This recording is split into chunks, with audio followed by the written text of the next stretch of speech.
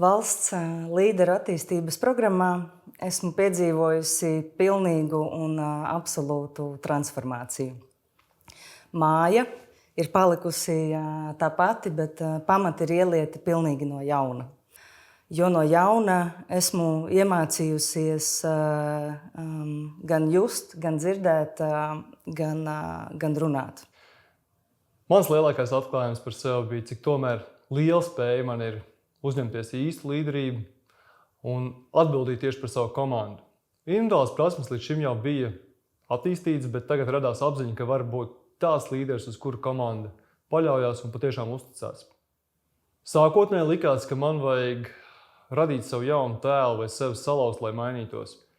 Bet jau pašā programmas sākumā man deva ļoti vērtīgu padomu.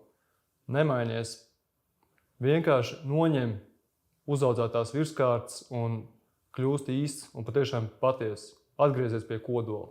Lai kļūtu par līderi, vispirms ir jākļūst par cilvēku. Tā ir teicis Pēters Senge.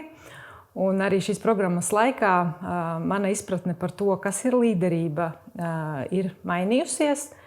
Faktiski no tā, ka līderis nav tas, kurš zina atbildes uz visiem jautājumiem, bet tas ir tas cilvēks telpā, kas spēj uzdot pareizos jautājumus, spēj izturēt nenoteiktību un arī radīt tādu vidi apkārtējiem, kur var kopā darbojoties risināt sarežģītus jautājumus un domāt risinājumus. Šī programma man ir palīdzējusi tuvināties, manuprāt, līderības centrālajiem jautājumam. Manuprāt. Un šis jautājums ir, kam tu seko? Un pēc tam jautājumam, kas ir tavs nodoms, kāds ir tavs nolūks, kas ir tavs patiesais aicinājums. Bet tas izriet no šī paradoxālā jautājuma, kam tu seko kā līderis. Un ja tev ir iespēja būt ziņkārīgam un uzkavēties tajā jautājumā, un būt godīgam un autentiskam tajā atbildē, kam tu seko, kāds ir tavs nodoms, kas ir tavs nolūks, kas ir tavs aicinājums, kļūst par dabisku sarunu. Un no šīs dabiskās sarunas ir iespējams dzemdināt atbildi uz to nākamo lielo jautājumu. Ko tu būvē? Bet, lai atbildētu uz šo jautājumu, ko tu būvē, tev ir jābūt godīgam par to, kam tu seko. Latvijai vajag tādus līderus, kādus attīsta šī programma, jo ar tehnisku kompetenci vien nepietiek, lai risinātu mūsdienu izaicinājumus. Gan cilvēciskos, gan sistēmu procesus, ar kuriem saskarās ik viens jebkurā jomā. Mums ir vajadzīgi līderi, kuri ir ne tikai intelektuāli spēcīgi un zinoši, bet arī emocionāli klātesoši, kuri nebaidās ieskatīties aiz tā, ko mēs redzam virspusē. Šīs programmas absolventi ir guvuši ļoti dziļu pieredzi par to, kā mēs katrs savā vietā, kur esam, ietekmējam sistēmu un sabiedrību, kuras daļa esam. Vai nu nostiprinam ierasto kārtību, vai mainam to, kas mūs neapmierina. Ja mēs neesam daļa no risinājuma, mēs esam daļa no problēmas. Un šī attīstības programma ir ļāvusi man izdarīt apzinātu izvēli, kas es vēlos būt.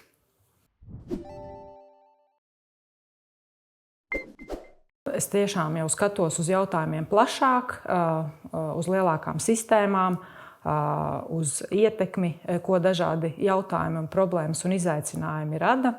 Un programmas tāds taustāmais rezultāts priekš manis pašas ir jaunas lomas uzņemšanās, vadīt Latviju lielās pārmaiņās, tehnoloģiskajā progresā, ko mums nes mākslīgais intelekts.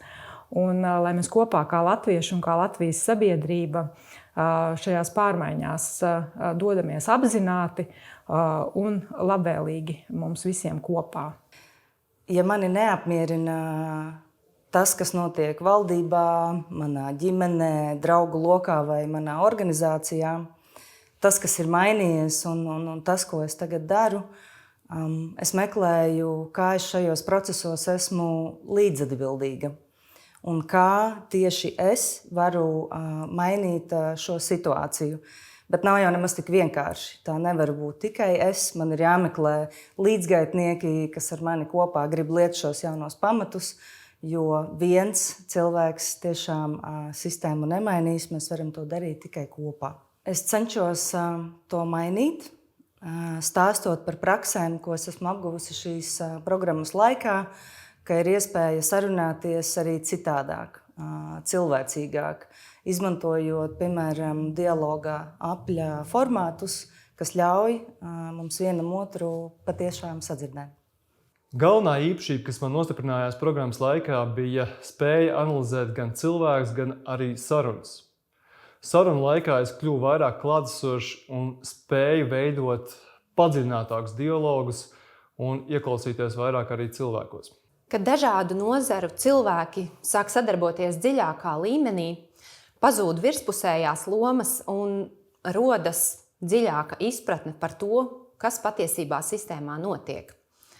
Rodas uzticēšanās, kopīga valoda, un tas rada iespaidīgu jaudu, ar kuru kopīgi virzīties uz mērķu sasniegšanu. Šī programma palīdz veidot tādu Latviju, kas neizliekas, kas drosmīgi ierauga patiesību, kas apzinās savus resursus un talantus un izvēlas tos likt lietā, lai vairotu kopējo labumu. Veidot tādu Latviju, kurā es vēlos dzīvot.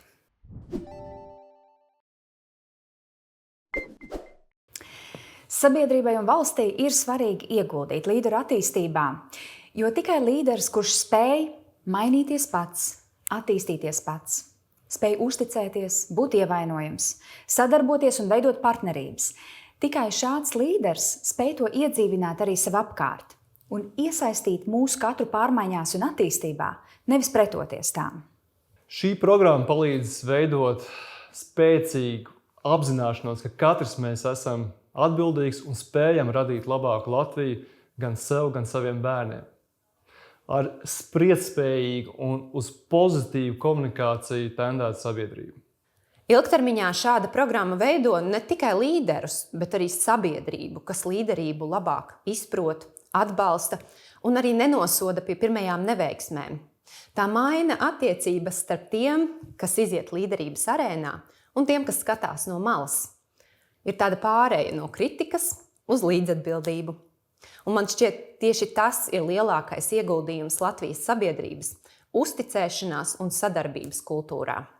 Publisko pārvaldi veido konkrēti cilvēki, un rezultātus valsts attīstībā sasniedz konkrēti cilvēki.